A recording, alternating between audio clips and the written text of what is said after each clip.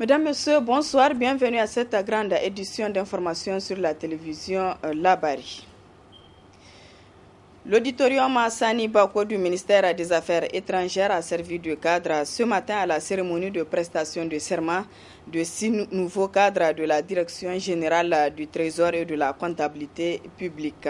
Une cérémonie à l'issue de laquelle le président de la Cour des comptes a renvoyé les nouveaux cadres à l'exercice de leurs fonctions. Le compte-rendu de Adam Ousmana et Aboubakar Sy.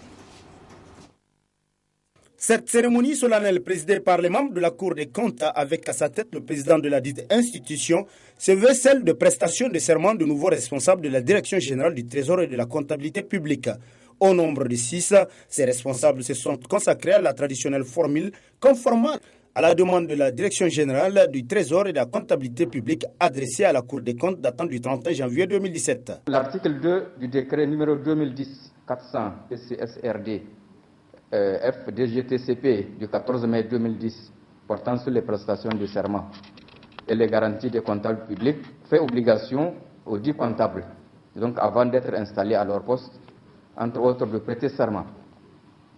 Au terme des dispositions des articles 5 du décret précité et 23 du décret numéro 2013-083 PRNF du 1er mars 2013 portant règlement général de la comptabilité publique, cette prestation de serment se fait devant la juridiction nationale chargée de la vérification des comptes, en l'occurrence la Cour des comptes. Par conséquent, la demande en date du 31 janvier 2017, introduite à cette fin, se justifie et la Cour des comptes est habilitée à la recevoir. Le président de la Cour des comptes, pour sa part, a saisi cette occasion pour prodiguer des sages conseils à ses responsables afin de mieux remplir leurs nouvelles charges. Vous avez une lourde charge. Vous avez des responsabilités très importantes. La souveraineté d'un État tient aux moyens qu'il a. Un État qui n'a pas de moyens n'a pas de souveraineté. Les moyens, c'est d'abord les ressources. C'est elles qui permettent d'avoir des ressources matérielles, c'est elles qui permettent de faire fonctionner toute l'administration. Donc, c'est dire que vous êtes investi d'une large, très grande confiance par le premier responsable de l'État du Niger qui a accepté de vous nommer. Faites tout pour honorer cette confiance qui vous a été faite. Vous ne devez pas vous sacrifier au court terme. Et je profite, je m'en vais. Il faut plutôt vous sacrifier à la construction d'un État. Les salutations des membres de la Cour des comptes et de l'assistance suivies d'une photo de famille ont mis fin à la cérémonie, renvoyant ainsi les 6 nouveaux responsables de la Direction générale du Trésor et de la comptabilité publique à l'exercice de leurs fonctions.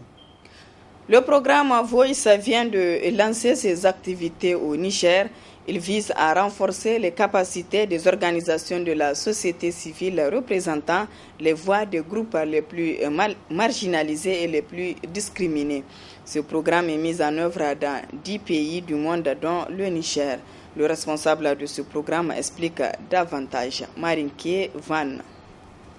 Voice est une initiative du ministère des Affaires étrangères aux Pays-Bas et qui est exécutée par un consortium entre Oxfam Novib et HIVOS. Ce sont 2 ONG internationales basées aux Pays-Bas. Et Voice est un programme qui cible vraiment des groupes marginalisés et discriminés en 10 pays, en Afrique et en Asie. Oui, justement, ici en Afrique, quels sont les pays là où vos programmes sont exécutés? En Afrique australe, il y a Kenya, il y a Tanzanie, il y a Ouganda. Et en Afrique de l'Ouest, c'est Nigeria, Mali et le Niger. Et on vient de lancer le programme Voice au Niger le jeudi passé. Parce qu'il y a beaucoup de personnes vulnérables dans ce pays, vraiment de personnes marginalisées et discriminées, et aussi à cause du fait que soit HIVOS, soit Oxfam a un bon réseau dans ce pays. Et pour le Niger, on a retenu 3 groupes cibles, dont premièrement, ce sont des personnes en situation de handicap. Deuxième groupe, ce sont des femmes en risque d'exploitation, abus et ou violence. Et le troisième groupe, ce sont des personnes qui sont discriminées selon leur âge, donc la jeunesse et la vieillesse. Marinké Van, responsable du programme Voice que vous retrouverez en partie magazine de ce journal. Les agents des collectivités territoriales qui totalisent 7 mois d'arriérés de salaire entament à partir de ce lundi une grève de 5 jours pour exiger le paiement de ces arriérés. Le reportage de Asma Ousseidou et Ibrahim Abdou. Plus rien n'arrête les travailleurs des collectivités territoriales de leur mouvement. Ils ont entamé une nouvelle grève de 5 jours ce lundi. C'est la énième grève dans ce secteur où les agents totalisent 7 mois d'arriérés de salaire. Des agents déçus et désespérés mais déterminés dans le combat qu'ils ont engagé depuis plusieurs mois. Il y a, si vous remarquez, une cessation de paiement de salaire au niveau de la ville de Niamey. En effet, depuis juin 2016, nous n'avons plus reçu de salaire. Donc ce qui fait aujourd'hui 7 mois de salaire, y compris le mois de janvier 2017. Maintenant, aujourd'hui, nous sommes à la date de février, le 6 février 2017, qui s'entame aussi. Donc, on n'a pas vu en tout cas la fin de nos calvaires, parce que jusqu'à présent, les salaires ne sont pas payés. Lorsqu'on nous avait proposé de payer un salaire, au niveau de la base a rejeté cette proposition-là. Donc, et jusque-là, et au niveau de l'autorité, il n'y a eu aucune manifestation. Donc des semblants de paiement même de salaire, il n'y en a pas. Donc on est là et c'est pourquoi nous avons projeté de faire une grève de 120 heures suivie de marche. Donc cette grève-là va débuter à partir du lundi, aujourd'hui, jusqu'au vendredi 10. Et cette grève sera suivie de marche. En plus de cette grève, les travailleurs des mairies ont prévu une marche ce mardi, malheureusement interdite par le maire central pour des raisons de risque de troubles graves à l'ordre public. Le jeudi 9 et vendredi 10 février prochain, les enseignants vont observer une grève. La cause Niger et le SINASEB ont déposé un préavis de grève de 48 heures ce lundi. Un arrêt de travail de 2 jours en guise d'avertissement au gouvernement qui n'a pas honoré les engagements signés le 13 décembre 2016 avec les 2 syndicats. Le reportage de Nafisa Zakou et Soumaïla Abdoulaye. Après une accalmie de plus d'un mois et demi, les enseignants vont renouer avec la grève. La convergence pour une action unitaire des syndicats de l'éducation et le syndicat national des agents contractuels et fonctionnaires de l'éducation de base viennent de déposer ce lundi un préavis de grève de 2 jours, le 9 et 10 février prochain. C'est une grève d'avertissement pour dire aux autorités, pour dire au gouvernement que nous ne sommes pas contents. Nous ne sommes pas contents parce que tous les engagements qui ont été pris dans le dernier communiqué conjoint où la partie gouvernementale a pris de manière solennelle et devant des témoins des engagements qui sont inscrits dans des délais bien déterminés n'ont pas été respectés. Et c'est encore une grève pour dire que nous ne sommes pas encore contents par rapport à toutes ces nouvelles formes d'intimidation que nous sommes en train d'observer ces derniers temps. Nous avons vu, si on prend au cas par cas, dans le communiqué conjoint, le gouvernement avait pris l'engagement de payer l'intégralité des arriérés de pécule. À la date où je vous parle, les camarades qui ont tout simplement le malheur de voir leur nom sur la fameuse liste de la Halcia n'ont pas été payés dans certaines régions. Et ils ont pris aussi l'engagement de payer à terme échu les pécules à partir du mois de décembre. Vous avez vu, le mois de décembre, il a fallu vers le 20 dans certaines régions pour que les pécules soient payés. Et nous sommes aujourd'hui le 6 janvier, les pécules de janvier n'ont pas été payés dans toutes les régions. Donc, pour nous, les engagements pris par le gouvernement n'ont pas été respectés. Avant toute négociation, la cause Niger et le SINASEB posent comme préalable la réhabilitation de tous les enseignants victimes d'abus pour faire de grève. Jusqu'à l'heure actuelle, le gouvernement n'a pas respecté ses engagements. Nous avons plusieurs points qui sont inscrits sur le préavis de grève qui jusque-là n'ont pas trouvé de solution définitive. Nous ne sommes plus prêts à surseoir à nos mouvements tant que les revendications que nous avons posées n'ont pas trouvé de solution. Ce collectif des syndicats de l'éducation a signé un protocole avec le gouvernement le 13 décembre 2016, protocole que la partie gouvernementale n'a pas honoré. Journée Wadata ce lundi 6 février. À cette occasion, Orange Niger a initié une caravane de promotion et d'information dans la ville de Niamey pour être plus proche de ses clients.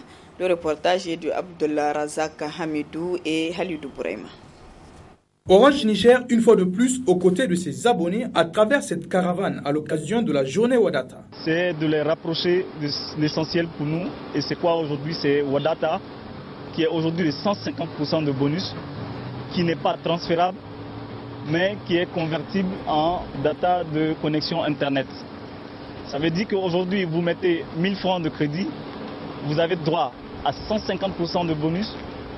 Et en plus de ça, le bonus que vous allez recevoir, ce bonus-là, vous pouvez le transférer, le convertir en mégas pour pouvoir vous connecter à WhatsApp, Facebook et les autres réseaux sociaux. Orange Wadata de ce lundi 6 février, c'est 150% de bonus sur toutes les recharges par carte à gratter et Araba. La nouveauté, c'est aussi la nouvelle tarification qui est désormais de 1,8 francs la seconde et le bonus convertible en méga Internet. Cela vous permettra de vous connecter à vos amis, vos proches, vos collègues de service.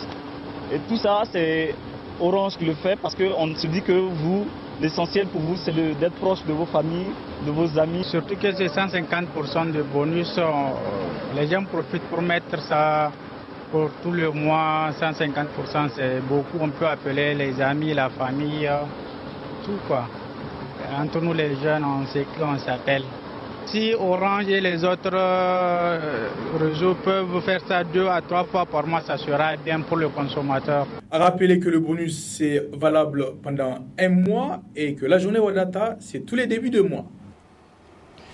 Une délégation du ROTAB et des députés du réseau parlementaire sur les initiatives de la transparence dans la gouvernance des industries extractives était en mission à Zender, notamment sur le site de raffinage de Zender-Soraz. Objectif à s'enquérir à des problèmes liés au raffinage de pétrole dans cette région. Le compte-rendu de Nasser Dantofo et Chebou Guissou. C'est une mission conjointe des parlementaires nigériens, membres du réseau des industries extractives et le réseau des organisations pour la transparence et l'analyse budgétaire ROTAB. Sur le site de raffinage du pétrole de Zender-Soraz, elle s'inscrit dans le cadre du projet promotion de la transparence dans la gestion des industries extractives et aussi amener ces parlementaires de s'imprégner des différents problèmes liés au raffinage du pétrole dans la région de Zender. L'objectif de la mission, c'est venir s'entretenir avec les travailleurs, aussi bien les travailleurs qui sont à Soraz, les travailleurs nigériens et les populations riveraines, comprendre l'impact. Il y a 5 ans que Soraz est installé, voir les impacts directs que vivent ces populations-là et les travailleurs même de Soraz. ROTAB et d'autres structures ont vraiment réfléchi pour aller vers les parlementaires et les aider à mettre en place un réseau parlementaire qui s'occupe des questions sur les industries extractives.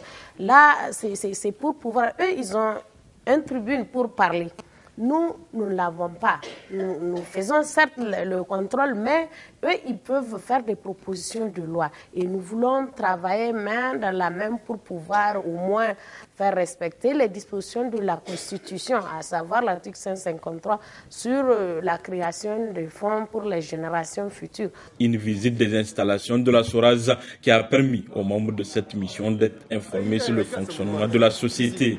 C'est surtout l'application du statut qui a été adapté au conseil d'administration du décembre 2015. Donc c'est cette application-là qui pose des petites difficultés. Donc là, je pense bien que nous, on n'a pas encore le document. On va essayer de s'approprier de ce document-là, l'examiner et maintenant, au sortir de ça, nous aussi, on va voir quelles sont les propositions que nous pouvons faire pour faciliter la mise en application de ce statut. Parce qu'à l'intérieur du statut, il y a beaucoup d'autres éléments qui gravitent autour. Notamment, c'est cette question de grille salariale, c'est cette question de... Ils ont parlé de la valorisation du personnel, ils ont parlé également de la formation ou bien de la nigérisation des postes. Tout ça, là, je pense, c'est à l'intérieur du statut. Et donc, je pense bien que quand on aura ce document-là, quand on aura exploité, par rapport aussi à la convention qui nous lie avec le partenaire, il ne faut pas nous le négliger aussi, on va voir quelles sont les propositions que nous allons faire à qui de droit pour qu'on puisse vraiment améliorer le cadre de partenariat. La fin de cette première journée a été sanctionnée par des rencontres d'échange et de partage entre membres de la mission administration de la SORAS, délégués et syndicats de la SORAS. Le projet de gestion des risques de catastrophes et de développement urbain a mis à la disposition des populations de la région de Difa 3 citernes et 2 ambulances d'une valeur de plus de 450 millions de francs CFA. C'est le gouverneur de la région qui a réceptionné ce don. 3 camions citernes d'eau flambant neufs et 2 ambulances de marque Toyota. C'est le don que vient de faire le projet de gestion des risques de catastrophe PGRC à la région de Difa. Ce geste du PGRC, rendu possible grâce à la Banque mondiale, s'inscrit dans la droite ligne de sa composante numéro 2, qui est de renforcer la capacité des structures à répondre efficacement en cas de crise ou d'urgence. Nous avons été sollicités, suite au déplacement des populations que vous connaissez, pour apporter un appui en matériel, en moyens roulants. Donc cet appui est composé de 2 ambulances qui vont en principe renforcer les capacités opérationnelles de la direction régionale de la santé publique et de 3 camions citernes à 6x6 qui doivent servir au ravitaillement des campements. Dans une région où le nombre d'habitants s'est accru de plus d'1 tiers en 2 ans, en raison de l'insécurité et d'autres crises, les situations d'urgence sont potentiellement présentes. C'est dire que ce geste du PGRC est une grosse bouffée d'oxygène. C'est vraiment un ouf pour la région. Les ambulances, la région est très vaste. Souvent, on est confronté à des situations où il faut évacuer rapidement les malades. Les citernes, il y a un autre problème, nous avons beaucoup de villages qui ont quitté, qui sont là dans des sites, et où quotidiennement il faut amener de l'eau, ce qui nous coûte trop cher. Aujourd'hui, vous mettez à disposition 3 camions, 3 citernes disons, et moi je pense que ça va solutionner au moins 50% des problèmes d'eau au niveau des CC. 3 citernes d'eau, 2 ambulances pour une valeur de 453 millions de francs CFA, un don du PGRC qui assurément relèvera la capacité de prise en charge des évacuations sanitaires, mais aussi des interventions d'urgence dans le Du sport à football, le Cameroun est vainqueur de la 31e édition de la CAN de football Gabon 2017. Hier, les Lions ont battu 2-1 les Pharaons d'Égypte. Une de nos équipes a suivi cette finale en compagnie des supporters des 2 équipes. Suivez le reportage de Ibrahim Atikire et Abdel Nasser Seydou. Au coup de sifflet final de la finale de la CAN 2017 remportée par le Cameroun 2-1 face à l'Égypte, c'était la liste totale pour les Camerounais. La communauté camerounaise au Niger a célébré dans la communion le 5e sacre des Lions des Indomptables. Je suis dans une joie extrême. Le match n'a pas été facile. On a énormément souffert, mais à la fin, on a gagné. Et c'est ça qui compte. Pharaon, dans la sauce! L'Égypte dans la sauce! Écoutez, quand on est entouré comme on l'est, qu'on a passé une soirée superbe, avec cette qualité de jeu, évidemment, les Égyptiens n'ont pas démérité. Mais avoir ces jeunes qui ont réussi à nous apporter autant de plaisir, on se croit être replongé dans l'époque des rois lions, de Roger Mila, d'Abega, de Mbida, etc. Donc, écoutez, on est très très heureux. Toute la communauté s'est mobilisée avec évidemment tous les amis nigériens qui ont porté avec nous tout l'espoir, tout le stress, mais tout le bonheur à la fin. On est très très très heureux.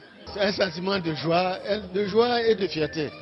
Et comme le football que nous connaissons en Afrique est un sport collectif, et le collectif qui a joué dans l'équipe camerounaise nous a totalement... Il a opéré ce qu'on appelle la transformation. Vous vous souvenez, l'Afrique, les lions sont devenus les chats. On les a appelés les chiens, domptables. Mais le Cameroun est revenu de loin. C'est un sentiment de fierté, je suis très content. En plus des Camerounais, des Nigériens ont accompagné les Lions par des prières. Au finish, la joie a été totale. C'est la fin, ça y est, on a dit 2 et on a marqué 2 buts. On a gagné, on a montré qu'on est le meilleur. Merci les Lions indomptables. Alhamdulillah, tout est fait, tout est bien fait. Vous avez gagné, c'est le plus important. C'est une grande fierté pour moi. Depuis mon jeune âge, je n'ai jamais cessé de supporter les Lions indomptables du Cameroun. J'ai d'ailleurs toujours des difficultés quand le Cameroun joue contre le Niger, je le dis honnêtement, parce que je n'ai jamais cessé de supporter les Lions indomptables du Cameroun. Nous avons souffert depuis des années. Nous attendions cette délivrance. Aujourd'hui, c'est arrivé. Nous félicitons en tout cas tous ces joueurs de l'équipe du Cameroun qui se sont battus. Personne n'imaginait le Cameroun à ce stade de la compétition, surtout avec les défections qu'il y a eu au sein de cette équipe. Personne n'avait pronostiqué sur cette équipe. 15 ans après, le Cameroun se retrouve à nouveau sur le toit du football africain. Et pourtant, au coup d'envoi du tournoi, aucun pronostic ne donnait comme favori le Cameroun, qui devient ainsi la deuxième nation la plus titrée dans cette compétition. Comme annoncé, nous en venons à présent à la partie magazine de ce journal. Le programme Voice vient de lancer ses activités au Niger. Il vise à renforcer les capacités des organisations de la société civile représentant les voix des groupes les plus marginalisés et les plus discriminés. Ce programme est mis en œuvre dans 10 pays du monde, dont le Niger. Très bonne réception.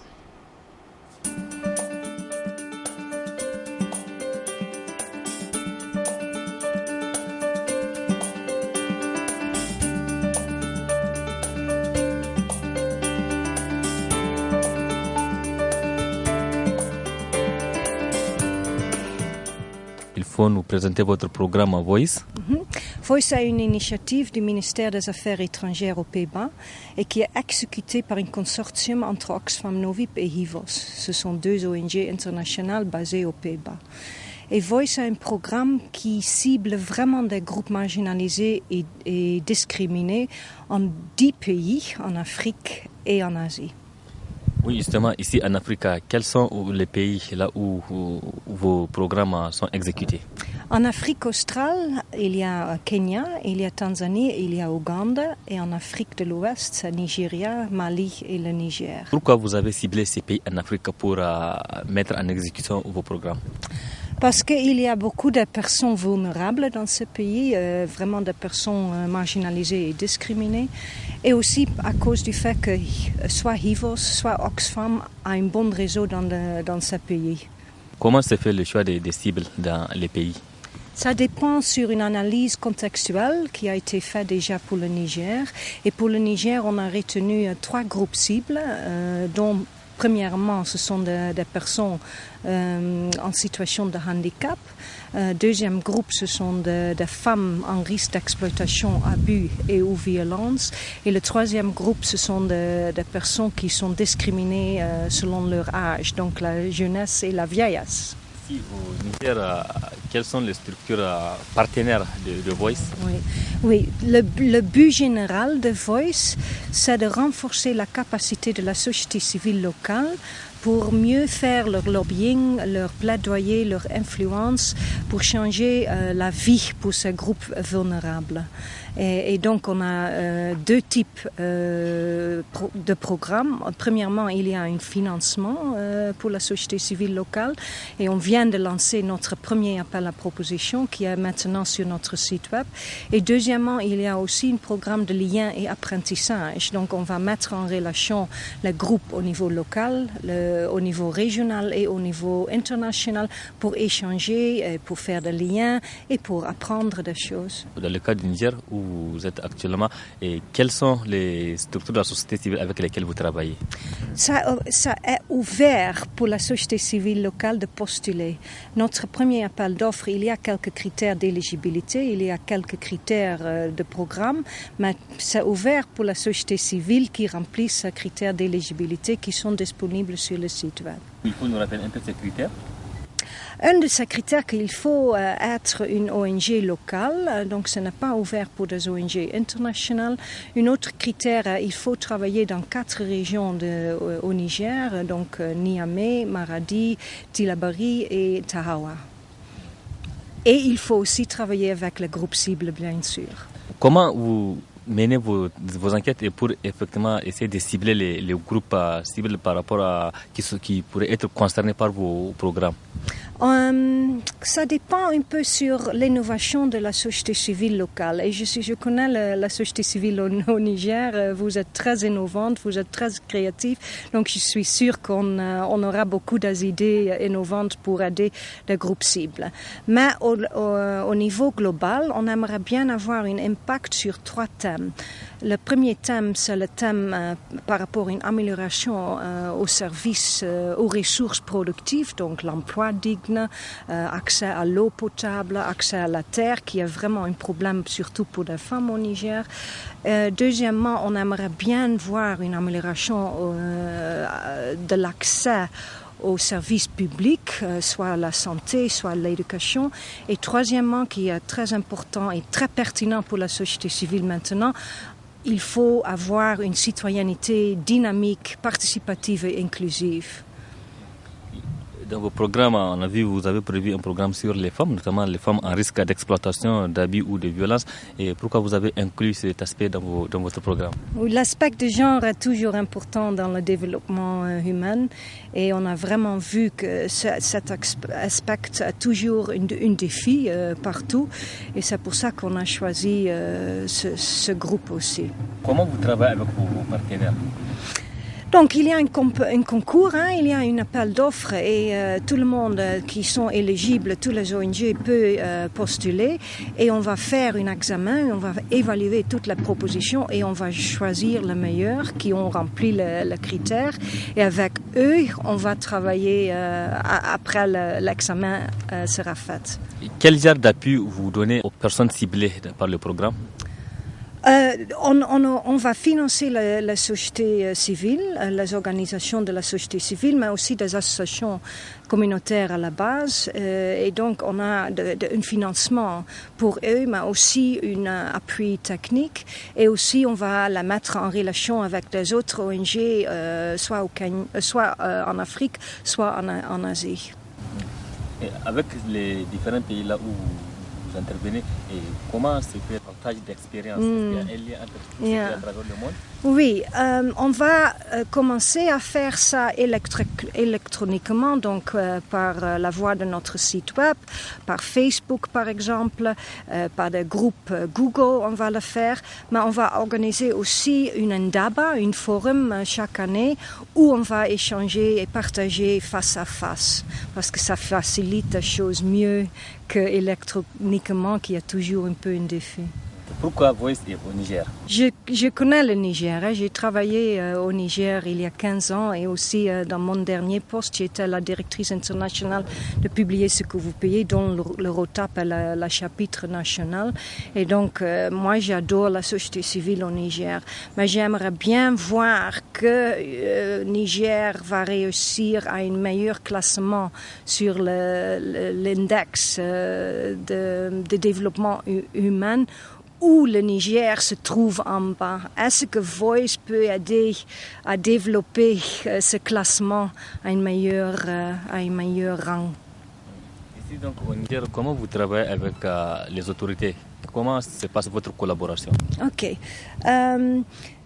C'est surtout nos partenaires qui font le faire, parce que bien sûr les autorités sont aussi une cible. Il faut faire le dialogue, il faut travailler avec eux pour faire ce plaidoyer et cette influence.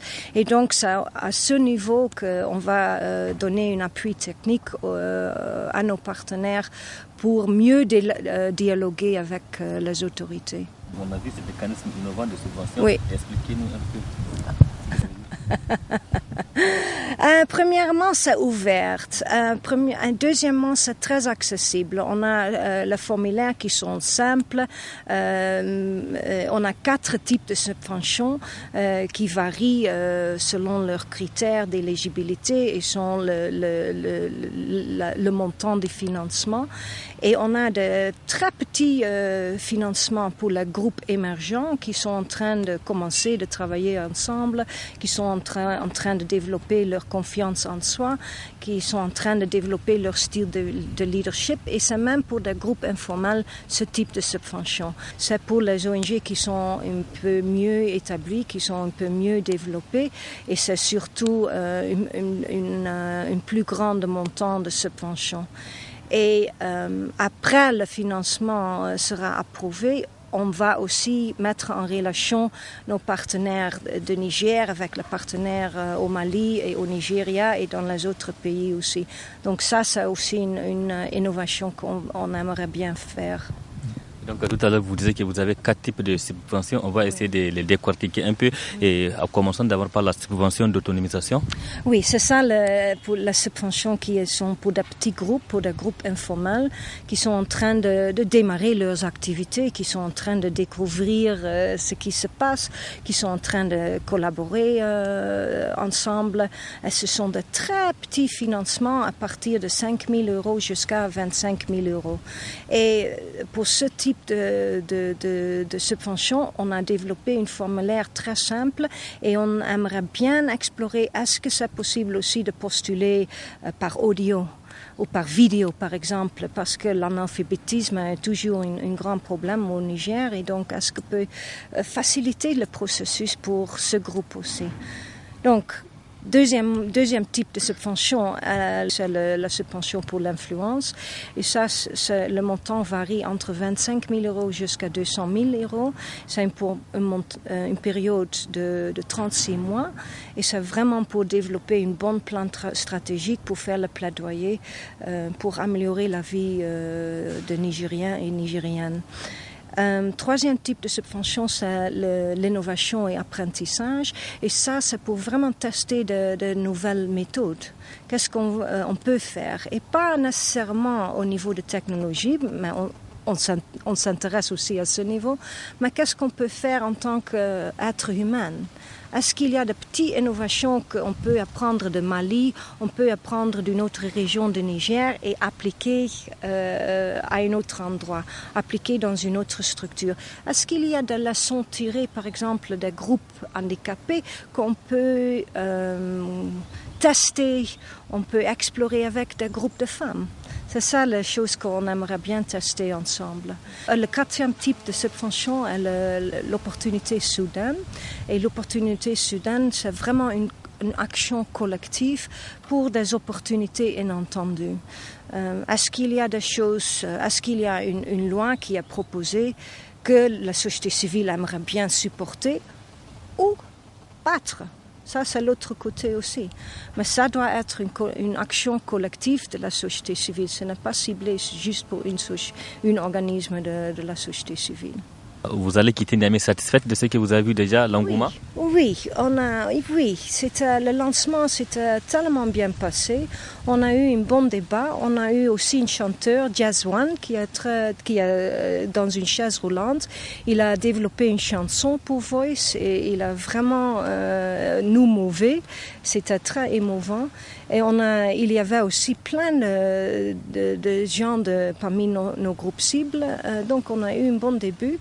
Et Oxfam au Niger est en train aussi d'installer une petite équipe pour Voice, parce que ce ne sera pas moi qui va gérer le programme au Niger, mais il y aura une petite équipe qui va commencer à la fin de février.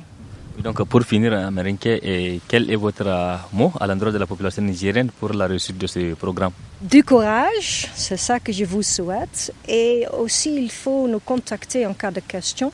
On a notre site web www.fr.voice.global et il y a aussi une adresse email niger@voice.global.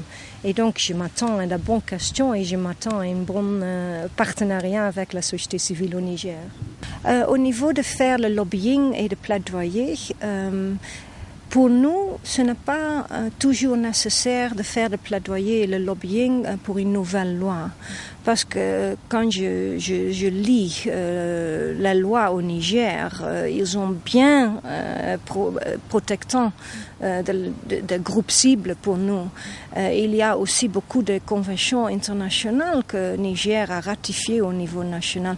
Mais ce qu'il manque, c'est la mise en œuvre de ces lois.